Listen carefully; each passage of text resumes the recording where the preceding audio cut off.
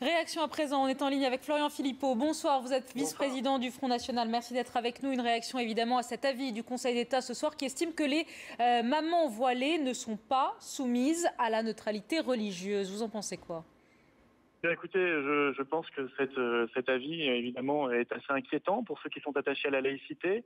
Et il nous renforce dans l'idée qu'il faut maintenant agir au niveau politique, et qu'il faut une loi. On ne peut pas se contenter d'une simple circulaire. Ça fait des années que nous réclamons une loi très claire pour réaffirmer la laïcité dans notre pays. Et on voit bien que maintenant, cette circulaire est très fragile. C'est-à-dire, Elle pourra très prochainement être attaquée devant les tribunaux. Et évidemment, l'État perdra et nous serons obligés d'accueillir des mamans voilées. Ça n'est pas acceptable dans une république laïque. c'est-à-dire, Florian Philippot, que vous voulez que l'Assemblée nationale et le Sénat se réunissent pour légiférer, pour faire une loi spéciale sur les mamans qui accompagnent les enfants lors des sorties scolaires, c'est ça? Il faut faire une loi plus générale d'offensive républicaine et laïque sur les signes religieux ostensibles dont le voile. Et vous savez que nous proposons l'interdiction des signes religieux ostensibles dont le voile dans l'espace public. Commençons peut-être notamment par ces mamans.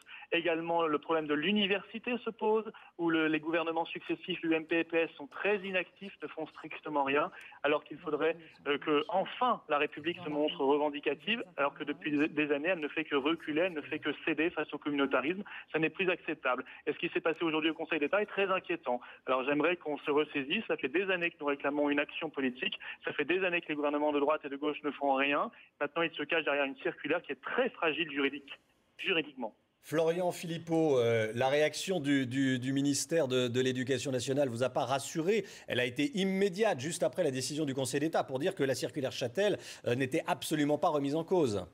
Oui, mais que vaut maintenant cette circulaire? Elle ne vaut plus rien. Demain, si elle est attaquée devant les tribunaux, le tribunal administratif ou le Conseil d'État, elle sera évidemment désavouée puisque le Conseil d'État, déjà dans un avis, a donné son opinion.